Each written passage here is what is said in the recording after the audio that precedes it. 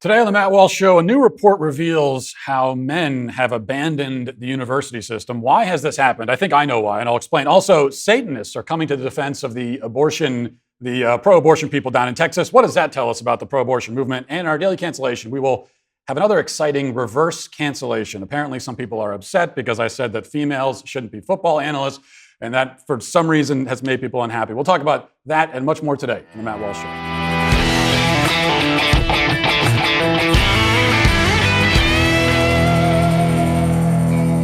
You know, what's playing out right now at big tech companies and social media sites sets, I think, a really dangerous precedent. To fight back against big tech's control of the internet, I use ExpressVPN. You ever wondered how free-to-access tech giants make all their money? Well, they do it by tracking your searches, your video history, everything you click on, by building a profile on you, and then they sell your sensitive data, and that's how they make the money.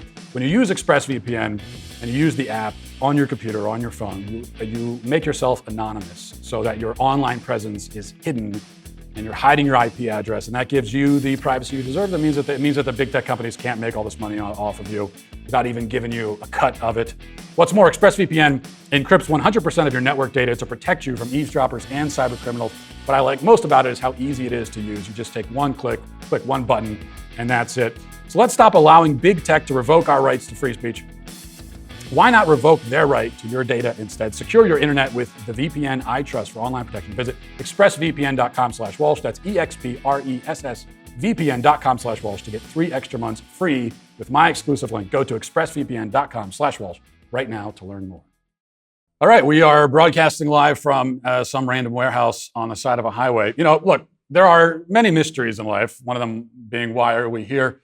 Questions that evade answer, phenomena that defy explanation, unidentified flying objects, for example. Though we have an explanation for that, we know that they're aliens, but you get the point. There are many things which happen and yet have no satisfactory reason for them that we can come up with. Here is one thing, though, that there is no mystery behind at all. There's no mystery to this. This report from the Wall Street Journal, which has been making the rounds, has attracted a lot of attention over the past couple of days. And the headline is, "A generation of American men give up on college." The number of men enrolled at 2- and 4-year colleges has fallen behind women by record levels in a widening education gap across the US. Now, this can very easily be explained, I think. But before we explain it, here's what the article says. Men are abandoning higher education in such numbers that they now trail female college students by record levels. At the close of the 2020-2021 academic year, women made up 59.5% of college students, an all-time high, and men 40%, according to enrollment data from the National Student Clearinghouse, a nonprofit research group. U.S. colleges and universities had 1.5 million fewer students compared with 5 years ago, and men accounted for 71% of the decline, which is astounding. This education gap, which holds at both 2- and 4-year colleges, has been slowly widening for 40 years. The divergence increases at graduation. After 6 years of college, 65% of women in the U.S. who started a 4-year university in 2012 received diplomas by 2018, compared with 59% of men during the same period, according to the U.S. Department of Education. In the next few years, 2 women will earn a college degree for every man if the trend continues. Okay, then the article goes on to explain that this trend holds among both rich and poor men, black and white. It's not confined by, class or race. Men are abandoning the college system, or being abandoned by the system, I should say, or both. And it's an issue that affects men of all types. Now, the piece also acknowledges how the university system is reluctant to see this problem as a problem, and is certainly not anxious to actually do anything to increase male enrollment, because that would be politically incorrect. Even the people who want to increase male enrollment still aren't fighting for that result for the sake of the men themselves. So a college enrollment consultant named Jennifer Delahunty is interviewed in the article, and she's of the opinion that we should actually do something to help these guys out, get more guys into colleges. But here's the reason she gives. She says, if you care about our society, 1, and 2, if you care about women, you have to care about the boys too. If you have equally educated numbers of men and women, that just makes a better society, and it makes it better for women. So we must come to the aid of men for the sake of women. And this is what someone who basically cares about men in comparison to other people in the university system says. Now, consider that most of the people running the university system don't care at all and don't pretend to. Or in fact, worse than that, are happy to see things shake out this way. As for why this is all happening, nobody interviewed by the Wall Street Journal seems to have any idea. They're all kind of scratching their heads and saying, I don't know, why aren't men coming here? Let me see if I can clear it up a little bit. To put it as simply as possible, men are declining to go to college because they don't want to pay thousands of dollars and go into debt for 25 years just to hear a bunch of crusty boomer professors and ugly pink-haired wenches tell them that they're the cause of all of society's ills. Okay, that's to put it gently, that's the reason. And then only to be accused, of course, of rape for kissing a girl at a party and then tried by a university kangaroo court, branded a sex offender for the rest of their lives without any evidence. I think this is an invitation that lots of men are kind of reluctant to accept. And maybe you can understand why. I mean, just as another example, if I need another example. And there are like millions we could choose, but let's just play one. This is a clip from a recent class at Penn State. And you watch this, and you tell me if it's any wonder that people aren't too excited about paying $100,000 for this. Listen. How's it feel knowing that push comes to shove, like your skin's kind of nice? I don't know. I mean, it makes me feel like sad because, like, God knows I don't deserve it. You know what I mean? Like, I didn't choose to be white, so like, you know what I mean? Like, it makes me upset that, like, you know, my brothers and sisters of like other races can't like experience those things for something that I didn't like. You know, I didn't do anything to like deserve that. You know what I mean? So like, I don't know, it just makes me upset. So this is the problem with white people. The question then becomes is what should we do? So what's not to love there? Of course, that was race and gender based, not just gender. But pulling a guy up in front of the class, aren't you ashamed of yourself? You confess your sins to the class. What a shock that men see that and think, you know, I don't know if I want to be a part of that. Not to mention, men are increasingly noticing that a college education is rarely worth the cost, and they can find success in the job market without enduring the financial and psychological toll of sitting through 4 years of far-left brainwashing. Furthermore, even if some of these men could be convinced to go, in spite of all this, there really isn't anyone trying to convince them. Now, girls have a whole web of support systems in place, especially in school, in public school, in grade school, to prop them up, encourage them, keep them going, which is good. What's not good is that men have none of that at all. I mean, they're not allowed to have anything.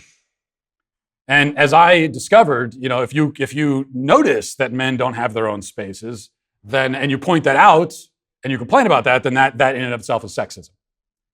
In fact, the entire public school system itself is itself a support system for girls. The public school system was made for girls.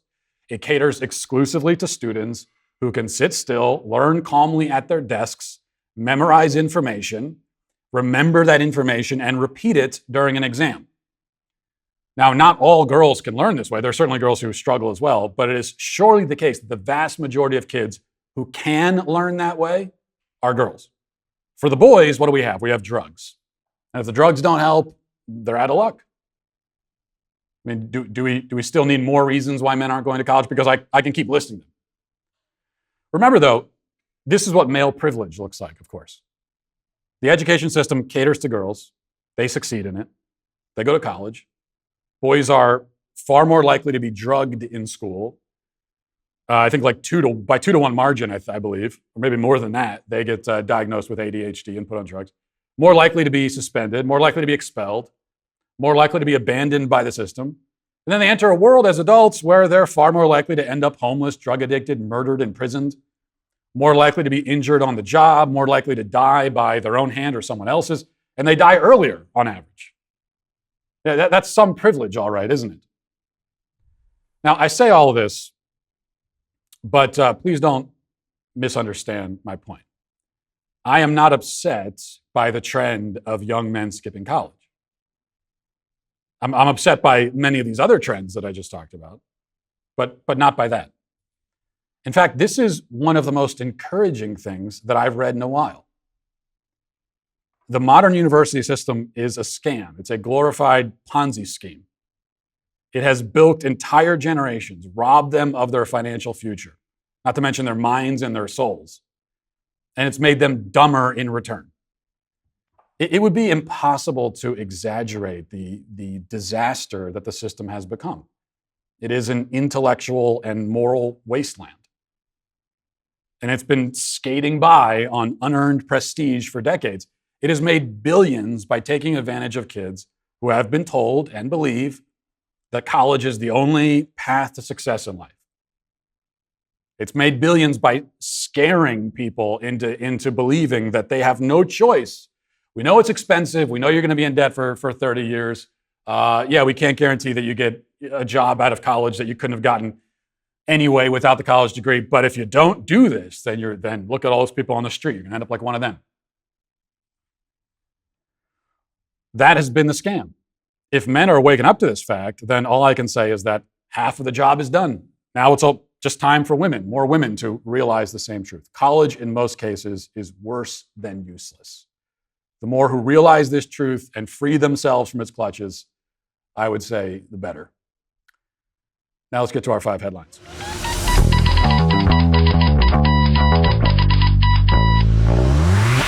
You know, if you're pro-life, you shouldn't have to justify the right to life in daily conversation. Abortion is what needs constant justification, not life.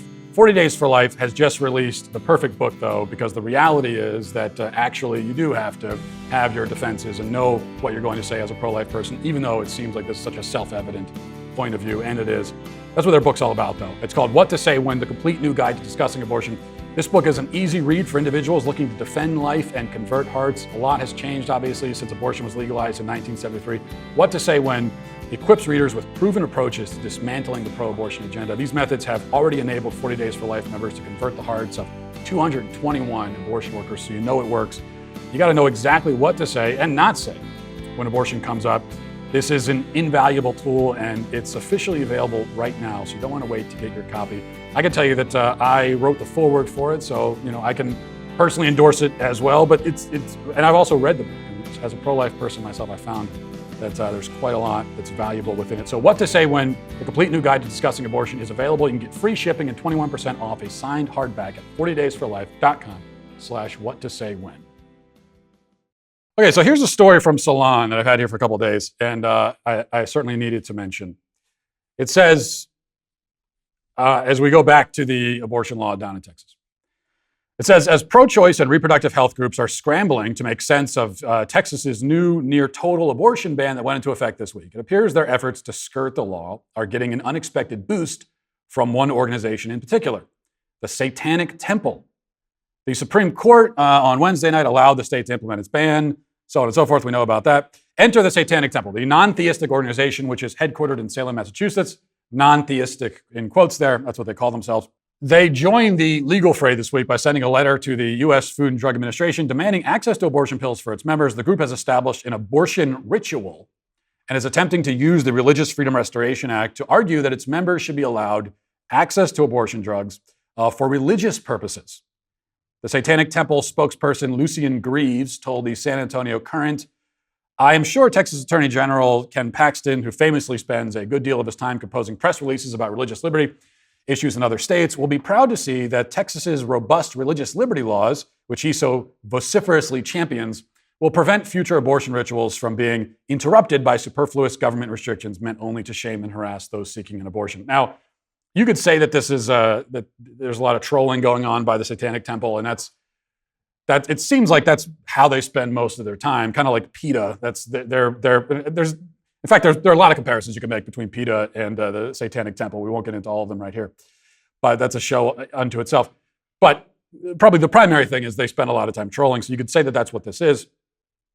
I don't expect that this legal challenge will really go anywhere, but there's a real deep truth here, and I'm actually glad that they're making this attempt, assuming that it's not going to work, because it's true that abortion is, in essence, a satanic ritual. The only misleading thing here is the idea that you have to be officially, a member of the Satanic Temple to take part in this religious ritual or to see it as such. What is a Satanist? Okay, a Satanist follows their leader, Satan, in rejecting God and saying, I am going to worship myself. I don't want God, I want myself. So Satanism, it doesn't have to be. There's the kind of theistic Satanism where we're literally worshiping the devil. There's probably not a whole lot of that happening, not directly. And the people who belong to the Satanic temple, they'll tell you that no, we don't sacrifice goats on the altar, spill the blood in honor of our of Lucifer. They'll be pretty direct and tell you, no, this is just about celebrating us. It's about celebrating our freedom. And that's what Satanism is. So there are a lot of Satanists in this country who don't identify as it. People who believe in worshiping the self. That's what leftism is. I have always said that I think leftism and Satanism are interchangeable. They're the same thing. They are both a worship, an elevation of the self above all else, above truth, above God, above beauty, all that matters, above reality itself. All that matters is the self. Abortion is the high sacrament of this satanic leftism. What higher sacrament could there be than a woman killing her own child for her sake, saying that I care so much about my convenience and my pleasure and my so-called freedom that I will kill my own child. I will sacrifice my child on this altar, the altar of the self. So this is a long way of saying that I actually agree with them that abortion is in effect a religious ritual. But it should still be banned because you're murdering a human being. Staying on the same subject here, look, I don't mean to kick a woman while he's down, but here's Caitlyn Jenner's answer on abortion. He's being interviewed on CNN. And we'll talk about why Caitlyn Jenner, polling at 1%, is being interviewed by CNN in the first place. But here's the answer on abortion. Let's listen to this. I am for a woman's right to choose. I am also for a state having the ability to make their own laws. And so I support Texas in that decision. That's their decision. I'm okay with that. But as far as being a woman's right to choose, I don't see any changes in our laws in California in the future. But you're fine with the Texas law, even though you say that you support abortion rights. You are fine with a law that essentially outlaws abortion. I think they have the right in their state to do what they want to do. Now, do I agree with the decision or not? No, to be honest with you, I actually probably do not agree with the decision, but I agree with they have the right to make their own decision. Really the perfect Republican. I mean, he really is a terrible candidate, but the perfect Republican, because that's what Republicans have been doing, many Republicans anyway. Thank God not the Republicans down in Texas. That's what many Republicans have been doing on the issue of abortion, especially Republicans on the national stage for decades now. Well, I think states have rights, but then women have rights, and who knows? I don't personally like abortion, but I'm not in favor of killing infants.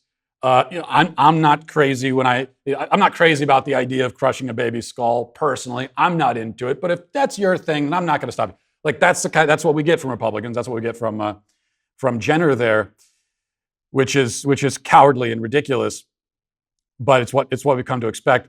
The other question though is, why is Jenner being interviewed by CNN in the first place? And the funny thing is that a lot of people on the left who maybe, and I hate to say this, but aren't quite as smart as the people at CNN. Not that the people at CNN are very smart, but they were upset about this.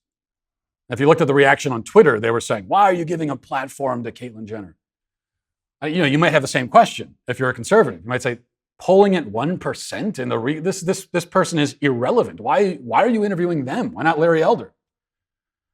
Well, the answer is that this is the version of the Republican Party. This kind of babbling, nonsensical, spineless, gelatinous, jellyfish-like republicanism. That's what they want to project. That's what CNN wants to give a platform to. CNN wants you to turn that on and listen to Caitlyn Jenner babbling and say, oh, that's what the Republicans are all about. So that's the reason. More Republican reaction now to the abortion law. Governor Abbott was, during a press conference, was asked about the question about what about rape victims? Are we going to force women to carry their rapist baby? And here's what he said to that. Let's listen. Governor, regarding the heartbeat bill, why force a rape or incest victim to carry a pregnancy to term? It doesn't require that at all because obviously it provides at least 6 weeks for a person to be able to get an abortion. And so for one, it doesn't provide that. That said, however, let's make something very clear. Rape is a crime, and Texas will work tirelessly to make sure that we eliminate all rapists from the streets of Texas by aggressively going out and arresting them and prosecuting them and getting them off the streets. I don't mean to split hairs here, but not a great answer on that question. And it's not really splitting hairs because this is a question that you need to have an answer to. It's, of course, absurd that the conversation about abortion revolves always around rape, and that when we talk about abortion, rape and incest are the first things that come up, because we're talking about less than 1% of all cases. Okay, the vast majority of cases, more than 99% of cases, have nothing to do with rape, nothing to do with incest. 99%, nothing to do with the life of the mother. Okay, so all those categories, that's 1% altogether, less than 1%. Rape, life of the mother, incest. And really, life of the mother actually is a fictional category because it's never in reality necessary to have an abortion to save a mother's life. She may have to deliver a child early. That does happen. There's no reason why you have to kill the child on the way out of the womb. But altogether, we're talking about 1%. And yet, that's all the pro-abortion side wants to talk about. They don't want to talk about the 99% for obvious reason. It's a lot harder to defend that. The 99% of cases where this is a form of after-the-fact birth control, they don't want to talk about that. Let's talk about the rape. So you do have to have an answer for it. You have to have some kind of response. And you give your response, and then you focus it back to the 99%.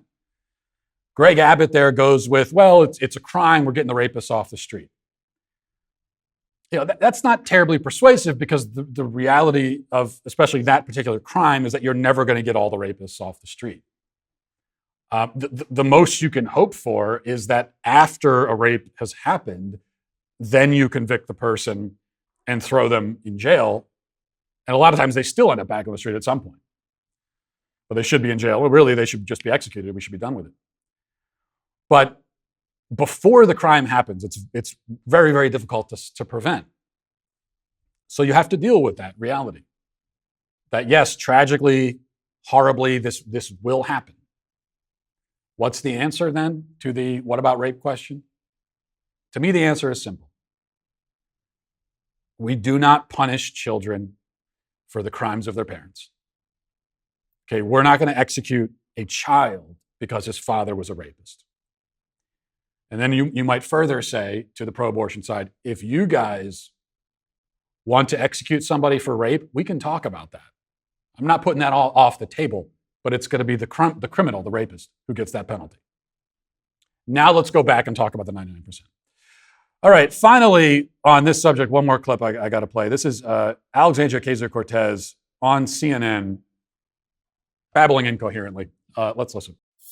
So when we talk about the law that was passed in Texas, we know that anti-choice bills are not about being pro-life. Because if they were about being pro-life, then the Republican Party would support, frankly, an agenda that helps guaranteed health care, that helps ensure that people who do give birth that don't have the resources to care for a child can have that care for a child. So we know that none of this is about life. None of this is about supporting life. What this is about is controlling women's bodies and controlling people who are not cisgender men. This is about making sure that someone like me as a woman or any menstruating person in this country cannot make decisions over their own body. And people like Governor Abbott and Mitch McConnell want to have more control over a woman's body than that woman or that person has over themselves. And what that shares in what that shares with rape culture is that sexual assault is about the abuse of power, and sexual assault is about asserting control over another person. And the ease with which these men seek to do that to other people is atrocious. It is morally reprehensible, and they cannot even begin to understand the agonizing decisions that people have to make, including in cases of miscarriage, rape, and incest. It's hard to know where to even begin. Why are we talking about miscarriage? That has nothing to do with abortion whatsoever. Nothing to do with it. And then she says agonizing decisions. Why is it an agonizing decision, Alexandria? Tell me why it's agonizing. What do you mean? Why is it agonizing? If this is not a person but a clump of cells, if their life means nothing, has no moral worth, which is what you must believe if you're pro-abortion, then why is it agonizing? What are we agonizing about?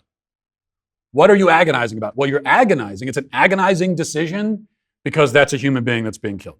But of course, Alexandria Ocasio-Cortez, like all Democrats, they can't even talk about this issue anymore because they've erased gender, they've erased sex. So how you certainly can't frame this as an attack on women, because that's nonsensical to begin with, but also because, well, women aren't the only ones who could get pregnant. And you could see how they still haven't figured out how to navigate that, because it's impossible to navigate because it's incoherent. So you see how she begins by saying, well, this is an attack on pregnant women. And then she transitions and she says, oh, and all menstruating people. So is it an attack on women or not? But then she goes back and saying they want to control women's bodies. Well, I thought you said it's not just women. Why are you talking about women? You seem to be suggesting that only women get pregnant. Which is it? And meanwhile, this idea of we're controlling women's bodies, that makes no sense for a variety of reasons. Of course, we're not talking about the woman's body, we're talking about the child's body. But also, you see how these people, they talk about erasing women. They erase women in general, but they simply pretend that pro-life women don't exist. That this is all a plot by men, misogynistic men who want to control women. Meanwhile, as someone who's been in the pro-life movement for years, you go to the marches, you go to the vigils outside of abortion clinics, you go to the fundraising banquets, anywhere you go to a pregnancy resource center. Any of these places, it is mostly women, not just there, but they're the ones running the show. The pro-life movement is a movement run and led and mostly populated by women. That's the reality. Okay. One other quick thing I want to play. The media is now in full-on fear-monger mode over college football fans attending games. And they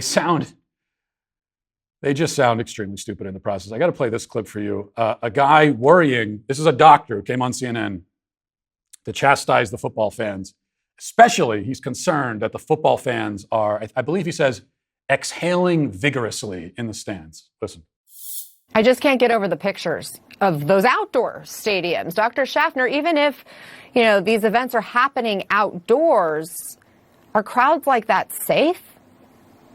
Oh, Anna, we wouldn't ever talk about being safe. I don't use that four-letter word. But these crowds do provide a risk. This Delta variant is so readily spread that even outdoors where people are cheery and enthusiastic, exhaling with vigor, if there are people infected, they can infect people around them. I looked at those television images. Nobody was wearing a mask at all. Mm-hmm. And I would be very surprised if we didn't have outbreaks here and there across the country related to these gatherings, these football stadium events in the coming weeks. Exhaling with vigor. Look at all these people breathing with abandon out here. This is reckless behavior. Who are you to go outside and breathe? We want them to sit in the stands and just hold their breath the entire time. Why can't they do that? The doctor is wondering. But as part of this fearmonger mode, there was actually good news that we got from the CDC. But it's important to realize how the media and the powers that be can lie while telling the truth, technically. So here's a great example. This is U.S. News. This is the headline in the first paragraph from the CDC. CDC studies document higher COVID-19 hospitalization rates in children during Delta surge. It goes on to say increased transmission of the Delta coronavirus variant has coincided with higher hospitalization rates among those under the age of 18, according to a pair of studies published by the CDC. From late June to mid-August, weekly COVID-19 associated hospitalization rates among children and adolescents increased nearly fivefold. Okay, that's the scary part. You put that in the headline. This echoes what the CDC itself said. They tweeted this. They said from late June to mid-August, there was a 10 times increase in the rate of hospitalizations among children ages 0 to 4. Sounds very scary. But then let's go back to that US News article. A little bit further down, this is what they say. However, the proportions of hospitalized children and adolescents with severe disease were similar before and during the period of Delta predominance, the study said, indicating that the highly transmissible variant does not seem to cause more severe disease in children than previous strains. So why are you saying that the hospitalization rates have gone up? Now, what we discover is that, well, the hospitalization rate is actually extremely low, thank God, but more kids are getting the virus, so the overall number in the hospital, which is still very low comparatively speaking, has naturally gone up. So the actual headline, now you could say, even though that's the case, that the actual number has gone up, but the illness is not any more severe than it was before for kids, you could still technically say that the hospitalization rate has gone up. But the media knows and the CDC knows, they know that when people read that, they know how it'll be interpreted. That you think that the rate of of kids getting sicker, getting more severe illnesses has gone up. So it's just kind of a way of confusing you. The real headline, they don't just bury the lead here.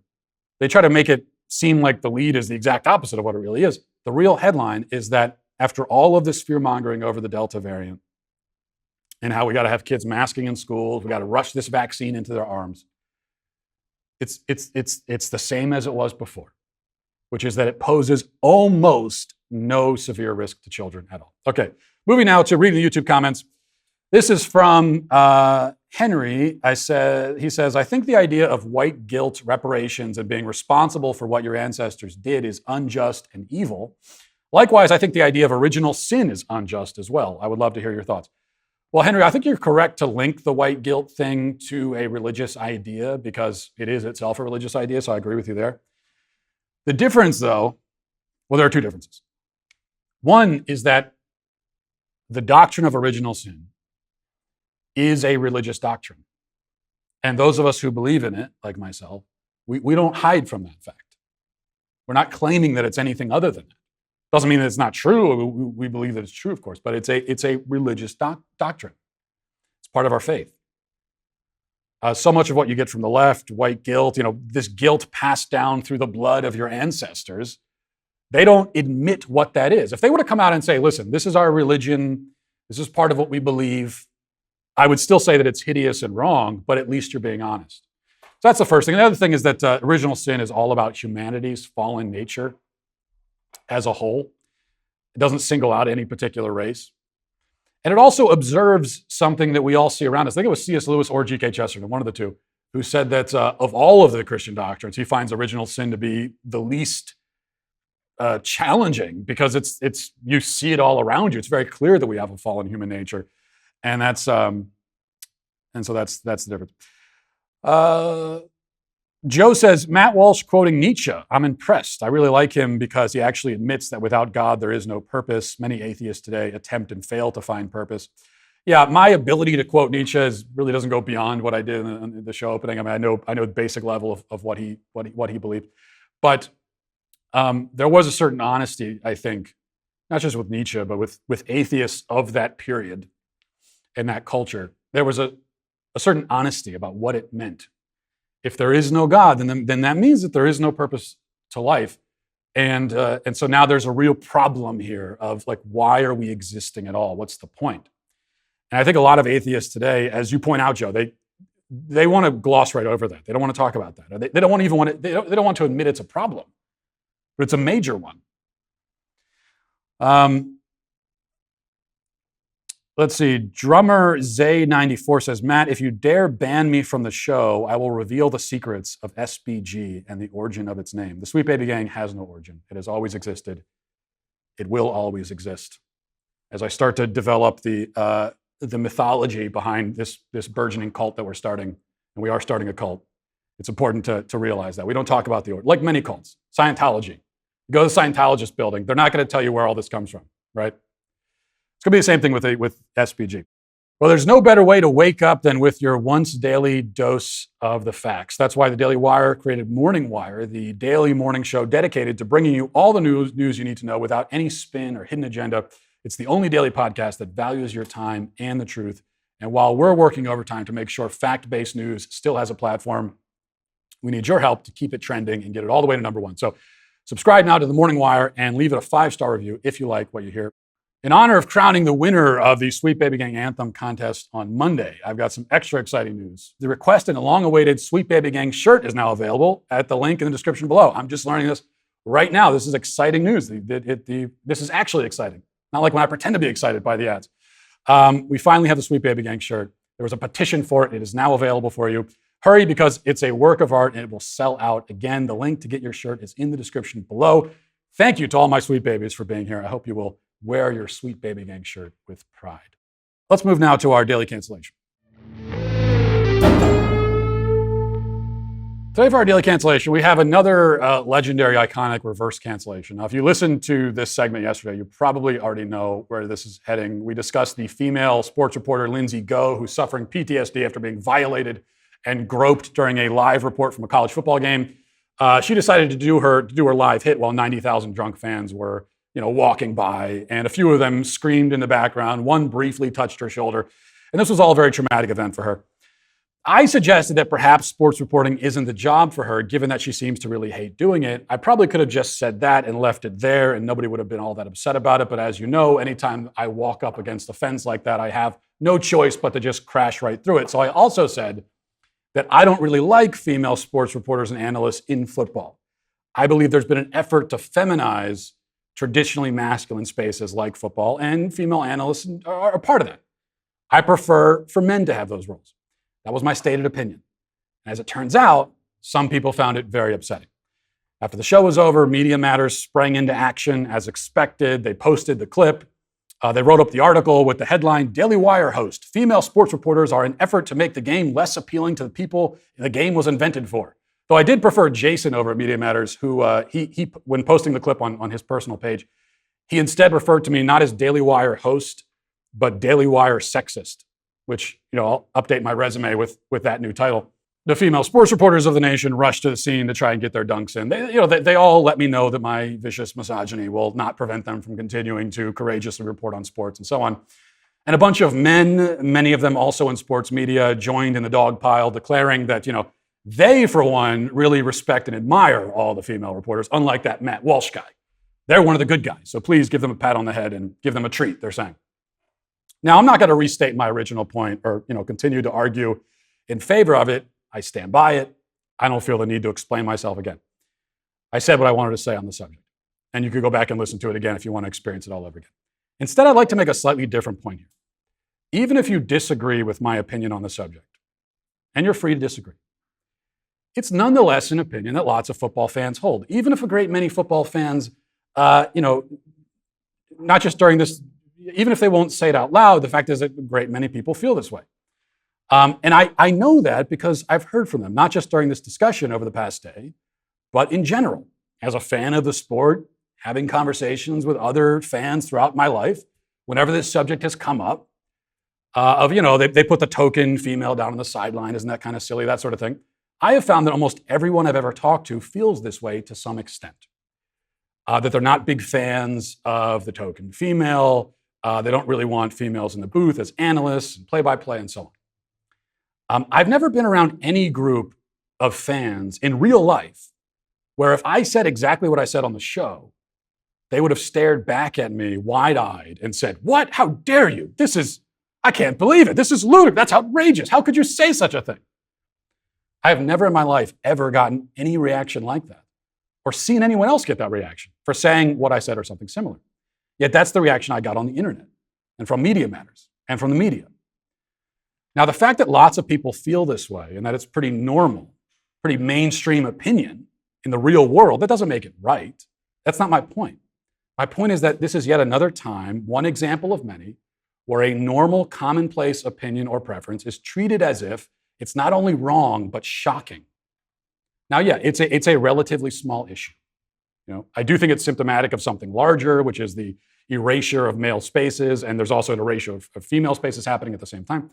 But the issue of female sports reporters, in and of itself, not a big deal. I didn't say it was a big deal. I just said my opinion.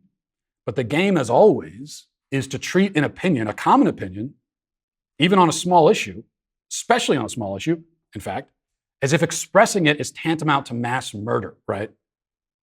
So react this way to it, and lots of normal people with that normal opinion will kind of throw their hands up and say, whoa, okay, if it's that big of a deal, then never mind. This tactic, I think, is especially effective on the small issues because most people will figure that it's just not worth fighting about. Okay, if you want me to like female sports reporters, fine. I'll pretend that I do at least just to make you shut up. And that's how we normal people usually respond. And it's how we, over time, have been shaped and molded by the media and the mob. Agreeing to stay silent about this issue over here, agreeing to pretend to have that opinion over there, agreeing to, pretend that we're offended by this or that, and on, little by little, playing the game in these seemingly insignificant ways and not realizing that all we ever do anymore is just play the game. And we've lost our authentic selves. We don't even know what we think anymore, what our real opinions are. Because we've been hectored into submission, piece by piece, like getting pecked to death by a million chirping little parakeets. So, why did I say what I said about sports reporters? Well, why do I say many of the things I say on the show? Well, because I believe them to be true, first of all. I think it's a point worth making. But also I say it because I know you're not supposed to, right?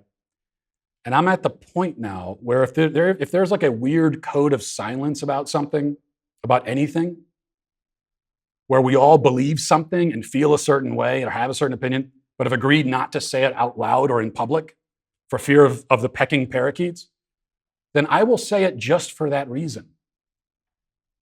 You might call it trolling, you might call it contrarianism, you might call it provocation for its own sake, and you might be right, but the alternative is just intolerable to me. The alternative is to just shut up and pretend that your opinions are not your opinions. And so that is why I am not canceled today, and instead have once again canceled my cancelers, which is always a fun thing to do. And we'll leave it there for today. Thanks for watching. Thanks for listening. Have a great day. Godspeed.